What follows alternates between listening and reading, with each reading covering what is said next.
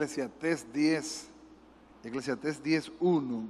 Este versículo hemos estudiado por varios días. Eclesiastés 10:1 es un versículo que lo hemos visto en los dos aspectos. En la parte A, que tiene que ver con lo que es las moscas muertas, y hemos visto ahora la parte B. Dice: las moscas muertas hacen heder y dan mal olor al perfume del perfumista, así una pequeña locura al que es estimado como sabio y honorable. Estudiamos la parte A. Si usted recuerda, la parte A habla de que las moscas representan demonios, representan maquinaciones demoníacas, representan maquinaciones espirituales de maldad. Las moscas muertas. El perfumista en este tiempo es el Espíritu Santo, quien unge y quien hermosea la iglesia y quien perfuma la iglesia para el encuentro con su Señor. Pero nuestra guerra no es física, sino una guerra espiritual. Es bueno que todo creyente sepa que la guerra no es física, sino que es espiritual. Y que nuestro enemigo anda buscando cómo entorpecer el propósito de Dios en nuestras vidas. Cómo hacernos menguar, cómo hacernos frenar, cómo hacernos retroceder, cómo estancarnos en la vida de la fe. Y una mosca muerta podría ser una pequeña locura que cometa un justo. En la segunda parte de este versículo dice, así una pequeña locura al que es estimado como sabio y justo. Diga conmigo, una pequeña locura. Esa palabra es un desatino, como que usted desatinó, como que usted se le fue por un momento la guagua, como decimos en buen dominicano, y usted perdió el enfoque y cometió un acto o dijo algo que no debió haber dicho nunca. Señores, hay palabras que son difíciles de recoger. Después que usted la dijo, ¿cómo usted las recoge? Hay palabras que duelen más, como dicen por ahí. Hay palabras que son como golpes de espada. En el segundo punto dice, así una pequeña locura al que es estimado justo y sabio. Fíjese que mientras más usted tiene un nivel de conocimiento de Dios, más fácil se le hace ver sus errores. No sé si me estoy dando a entender. O sea, al que conoce a Dios, al que es considerado cristiano, cualquier falta que cometa, por pequeña que sea, se le nota y se le deja ver. Por eso hay una demanda sobre nosotros, muchas veces, a veces hasta injusta, porque es una demanda muy fuerte. Porque no somos santos a la perfección, somos santos en procesos. Todavía no somos perfectos, solamente Jesús es perfecto. Pero las debilidades nuestras, la gente las magnifica.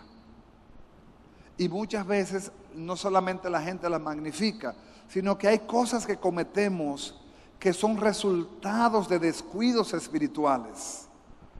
Y si pusiéramos un título a este nombre, dijéramos, cuidado con el descuido. ¿Cuántos saben lo que es un descuido? ¿Alguna vez a usted se le ha quemado la habichuela cocinando? ¿O usted se le ha olvidado que usted puso algo a cocinar y se lo olvidó? Y con el olor usted se da cuenta. Hay descuidos que pueden ser fatales en todo el sentido de la palabra. Imagínense que un cirujano se descuide en una cirugía. O imagínense que un piloto se descuide en un viaje. O un chofer se descuide en un momento X guiando. Un descuido espiritual puede generar grandes consecuencias, aunque quizás lo que usted cometa en el momento no se vea como algo tan grande. Es lo que se llama golpe de repercusión. Usted se cayó hoy. Usted dice, bueno, yo me caí, pero yo no sentí nada. Pero a los 6 meses usted empieza a sentir el dolor. Bueno, ahora mismo en esta semana vivimos un caso con un hermano muy querido de una familia en New York.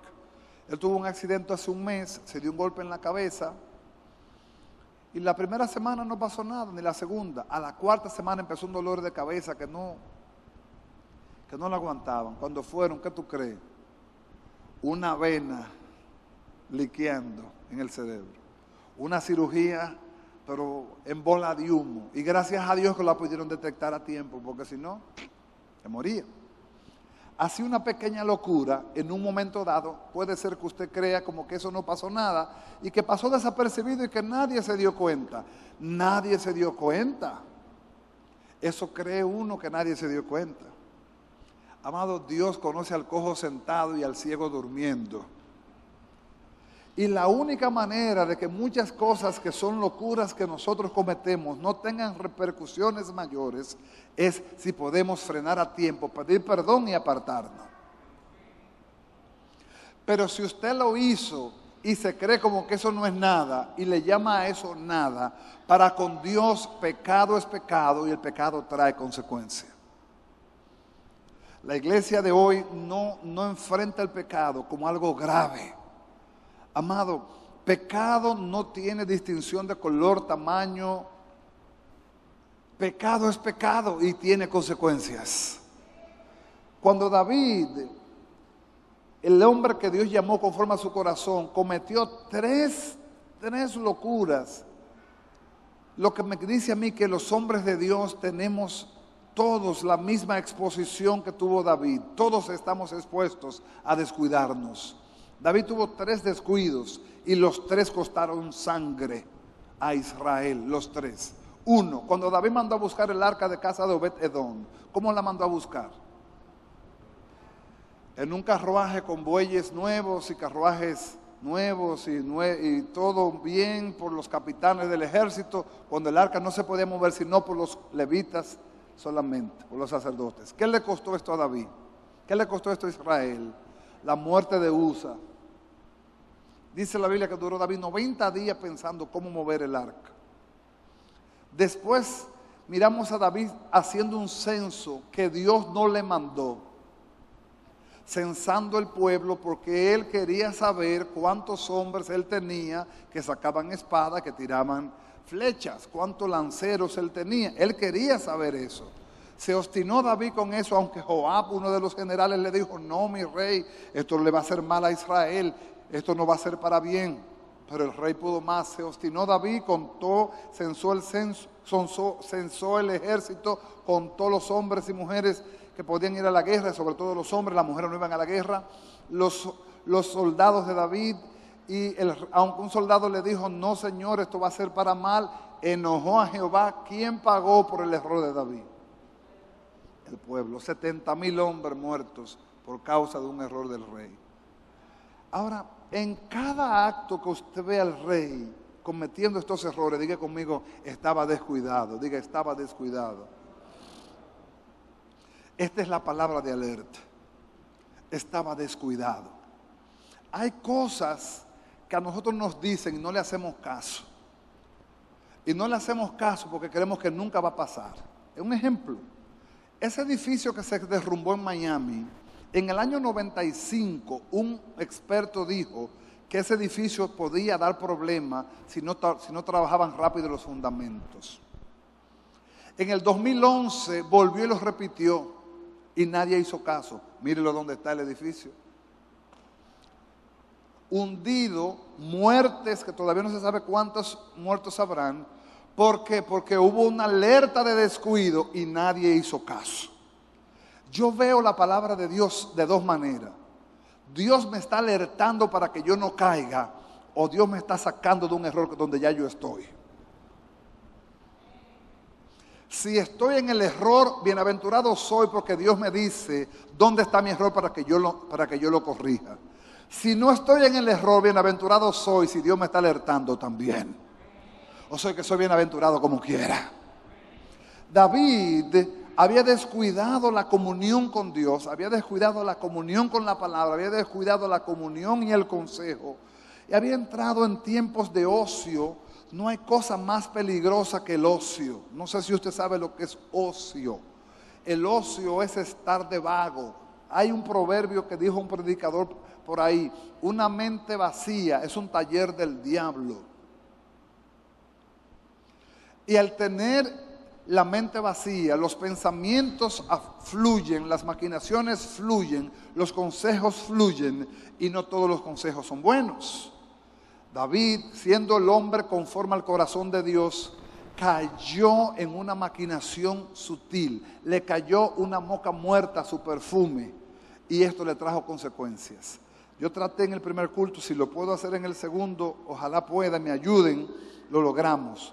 Abra su Biblia en 2 Samuel capítulo 11, versículo 1. Traté en el primer culto, si me ayudan, lo podemos lograr. Dice: aconteció el año siguiente en que salen los reyes a la guerra, que David envió a Joab y con él sus siervos y a todo Israel, y destruyeron a los amonitas y sitiaron a Rabá. Pero David se quedó ¿dónde? En Jerusalén, verso 2. Y sucedió un día al caer la tarde que se levantó David de su lecho y se paseaba sobre el terrado de la casa real y vio desde el terrado a una mujer que se estaba bañando, la cual era muy hermosa. Verso 3. Envió David a preguntar por aquella mujer y le dijeron: aquella es Betsabé, hija de Elián, mujer de Urías Eteo. 4. Y envió David mensajeros y la tomó y vino a él y durmió con ella. Luego ella se purificó de su inmundicia y se volvió a su casa. En el 5, y concibió la mujer y envió a hacerlo saber a David, diciendo: estoy encinta. David estaba distraído. Tan distraído estaba que aún le dijeron que la mujer era casada, no le importó. La mandó y la tomó. Eso es adulterio. Sabiendo que la mujer era casada, él como dicen los jóvenes de hoy, él no le paró a eso. Él le dio para allá. Yo soy el rey, vamos a ver qué pasa. Pero eso no se queda ahí. Diga conmigo: todo pecado tiene consecuencia. Hoy día la iglesia casi no habla del pecado. La iglesia habla mucho de muchas cosas lindas, pero de confrontar el pecado. Amados, los hombres y mujeres de Dios estamos expuestos todo el tiempo al pecado, porque estamos en un cuerpo de carne.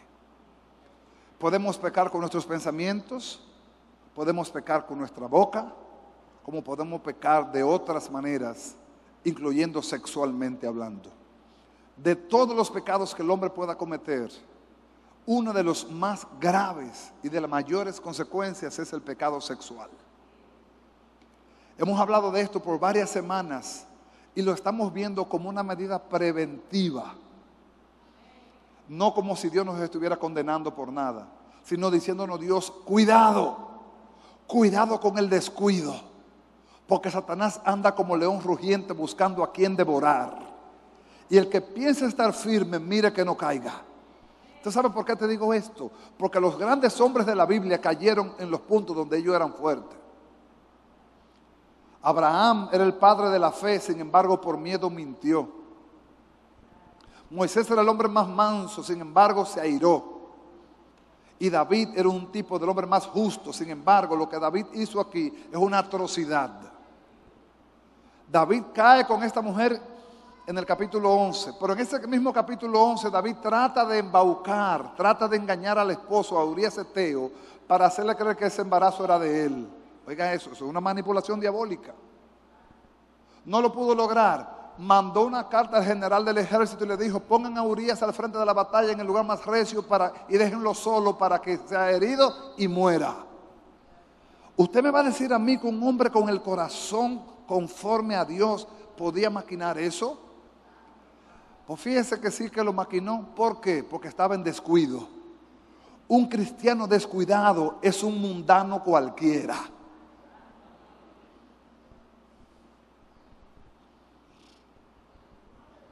Suena feo, ¿verdad? Un cristiano descuidado es un mundano cualquiera. Espere cualquier cosa de un cristiano que bajó la guardia. Espere una mentira, espere un engaño, espere un adulterio, espere un desfalco, espere lo que sea. ¿Por qué? Porque está descuidado. Así que dígale a alguien: cuidado. Dígale: cuidado.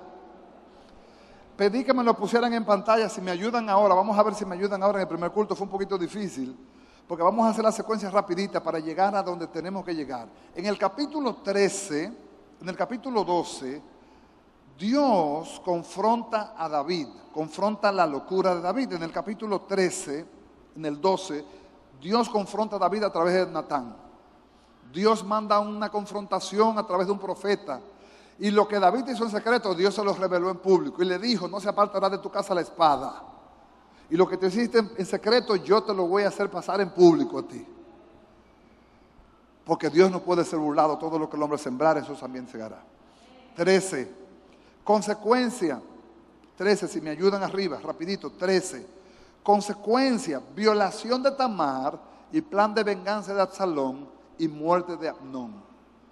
Empezaron la consecuencia de una vez.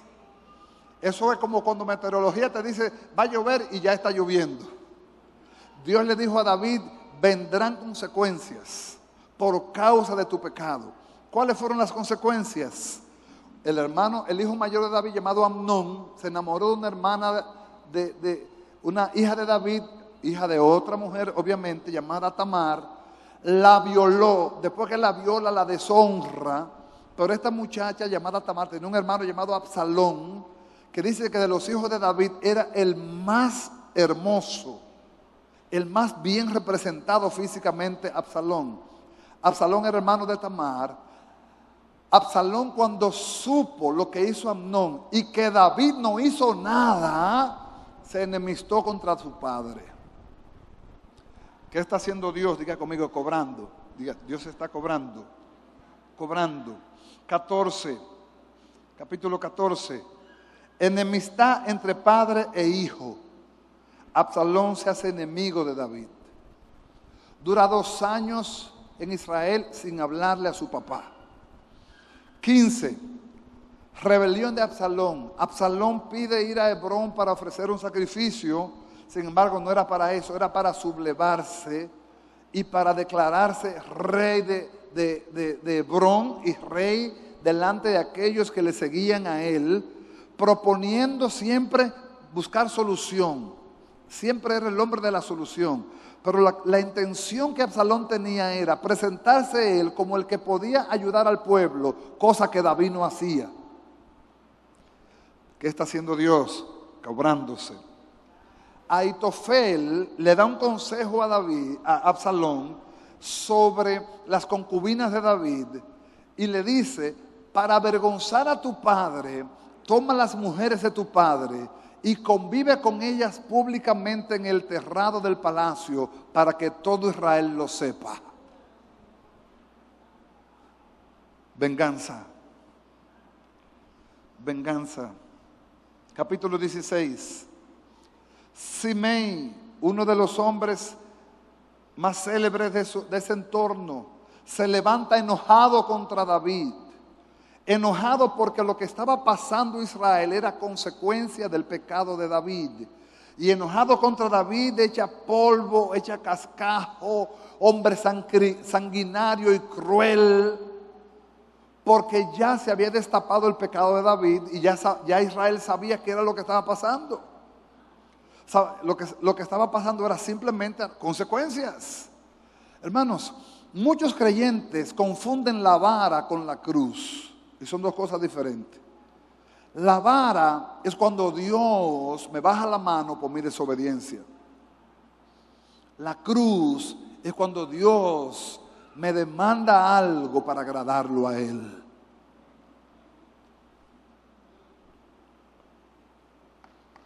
¿Hace la diferencia? ¿Puede hacer la diferencia? Usted sabe que jabón es jabón. Pero hay jabón en bola y hay jabón en pasta cuadrado. Hay jabón líquido. La cruz es el pago de mi obediencia a Dios. La vara es el pago de mi desobediencia.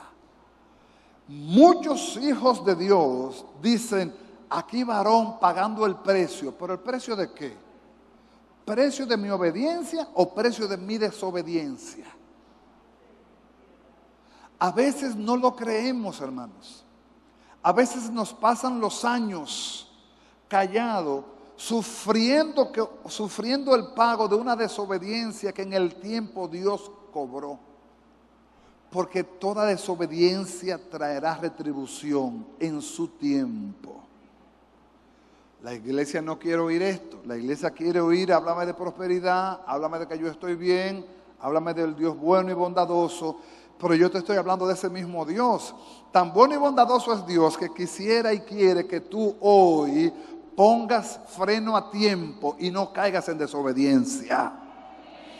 17. Usai, capítulo 17. Otro consejero de los consejeros de Absalón da un consejo a David para que Absalón, para que Absalón planifique cómo será la muerte de su padre. Incluso una muerte deshonrosa, que lo arrastraran por todo Israel, que lo humillaran. Amados, hay consejos que vienen del mismo infierno por gente que uno no se imagina. Hay consejos que vienen del mismo infierno de gente que tú no te imaginas.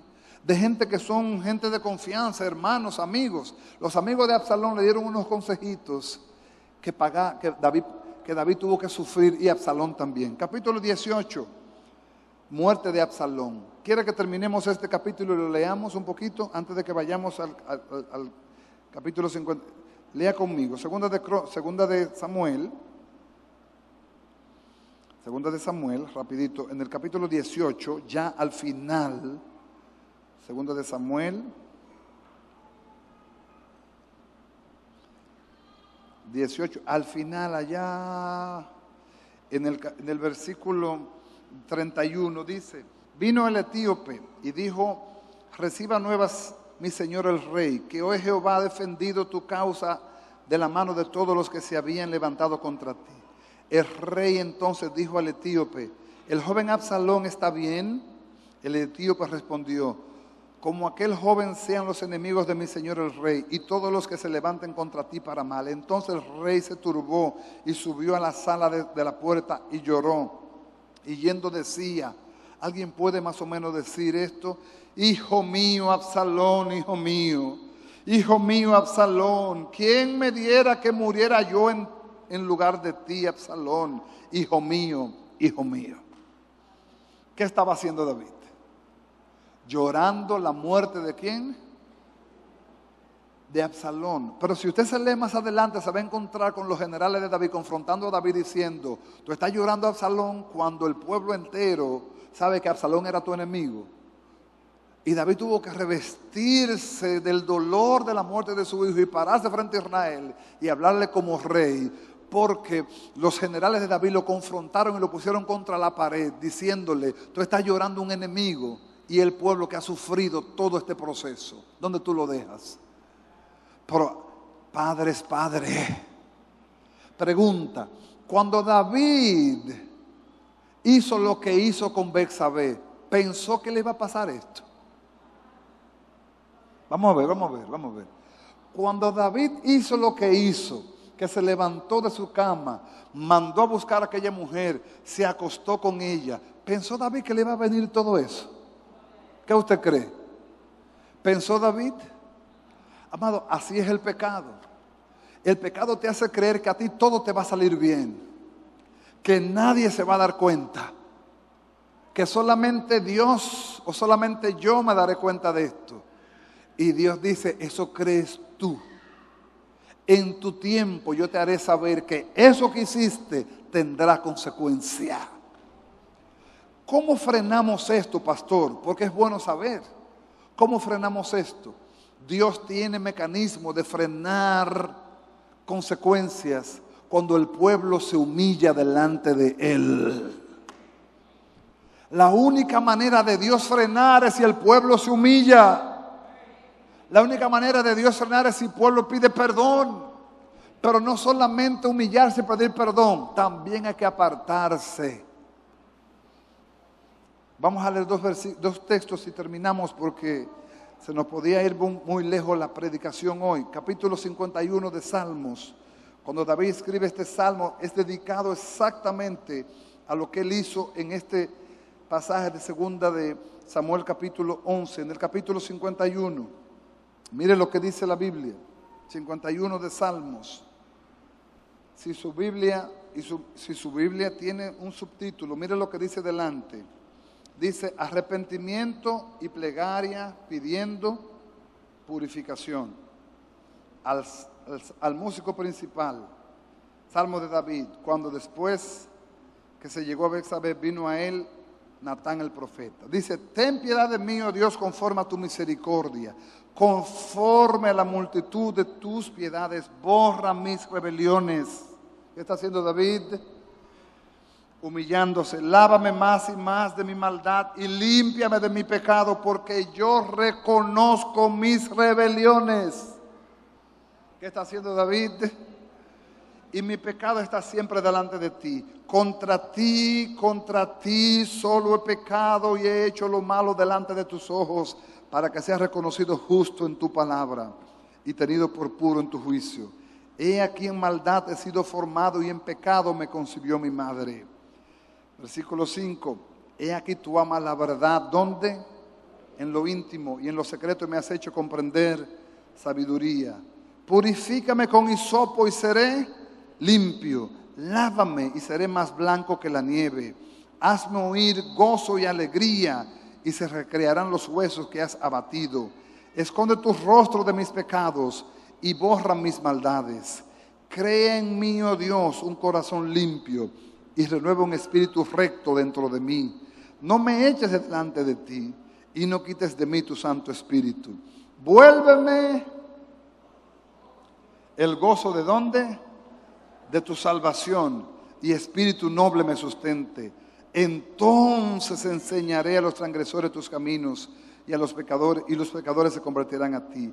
Líbrame de homicidios, oh Dios, Dios de mi salvación. Cantará mi lengua tu justicia. Señor, abre mis labios y publicará mi boca tu alabanza. Porque no quieres sacrificio, que yo lo daría. No quieres holocausto. Los sacrificios de Dios son. Es un versículo de oro. Corazón, son el espíritu quebrantado y el corazón contrito y humillado. No despreciarás tú, oh Dios. Haz bien con tu benevolencia, Sión. Edifica los muros de Jerusalén. Entonces te agradarán los sacrificios de justicia. El holocausto u ofrenda del todo quemada. Entonces ofrecerán becerros sobre tu altar. David escribe ese salmo después de haber cometido lo que cometió. Y lo hace público como una señal de arrepentimiento. Terminamos en Proverbios, capítulo 28, versículo 13. Dice, Proverbios 28, 13, el que encubre sus pecados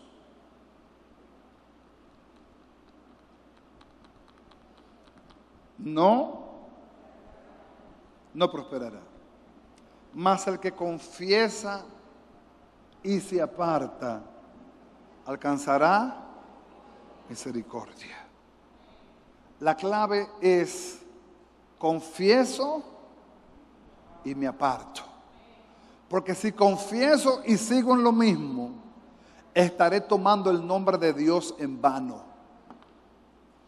Aunque 7 veces cae el justo y 7 veces le levantará Jehová, debe haber en nosotros un deseo de apartarnos de eso que nos crea un tropiezo para con Dios. Yo no estoy hablando de un pecado sexual, estoy hablando de una actitud, de un pensamiento, estoy hablando de un sentimiento, estoy hablando de algo íntimo que nadie más sabe que yo lo sé, pero Dios lo sabe. Y eso necesito yo apartarme de eso, para que sea justo mi camino, para que sea yo aprobado, para que sea yo usado, para que sea yo certificado, que la misericordia del Señor me alcance. Yo debo apartarme del pecado en el nombre de Jesús. Por causa del Señor me alejaré de todo aquello cuanto contamina su nombre en mi vida. Por causa del Señor no participaré de esto, porque esto está contaminando mi espíritu. Hay conversaciones que contaminan, hay relaciones que contaminan, hay programas que contaminan, hay páginas que contaminan. Que uno no se dé cuenta, eso es otra cosa, pero el enemigo va filtrando sus maquinaciones poco a poco para el día de tu debilidad acabar contigo. Por eso, mis amados, veamos la palabra en las dos vertientes. Si es preventiva, gloria a Dios. Y si es curativa, gloria a Dios también. Dios nos está hablando de ser nosotros portadores del dominio propio, para que ninguna oferta de pecado prospere en mí. Vendrá la oferta, pero no prosperará. Vendrá la oferta, pero no calará, porque discierno que hay una maquinación, y mayor es el que está en mí que el que está en el mundo. Si Dios es conmigo, ¿quién contra mí? Podré vencer en el nombre de Jesús.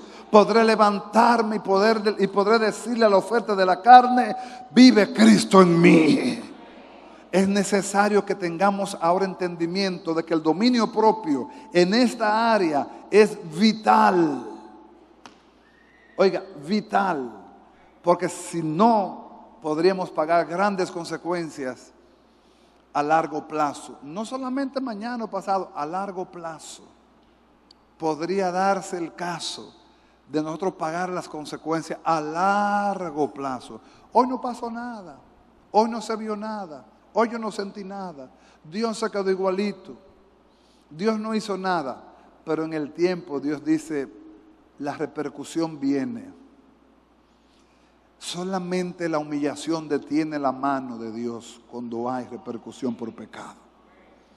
Por eso, iglesia, si hoy terminamos este culto, lo terminaremos pidiéndole a Dios perdón. No perdón porque me acosté con una mujer ajena. Perdón porque lo pensé.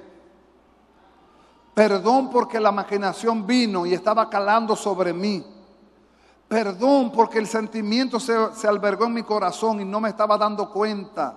Perdón porque estaba prestando mis oídos a cosas que no estaban siendo de edificación a mi alma. Mi corazón se estaba llenando de basura y yo no me estaba dando cuenta. Pero Dios es bueno y me habló a tiempo y me alertó a tiempo y me despertó a tiempo. Y a tiempo puedo decir: Señor, ten misericordia de mí, Señor. Que no se enseñoree de mí el mal, en el nombre de Jesús. Que yo pueda salir de este lugar hoy con mi escudo bien en alto, sabiendo que toda daga, que todo dardo del enemigo delante de mí caerá en el nombre de Jesús. Que ningún arma forjada contra mí prosperará. Que toda lengua condenaré en juicio, porque mayor es el que está en mí que el que está en el mundo. Dios me ha dado su palabra, Dios me ha dado su autoridad, Dios me ha dado la convicción. Me levantaré y venceré en el nombre de Jesús. Porque si Dios está conmigo, ¿quién es contra mí? Tope a alguien y dígale: cuidado con el descuido.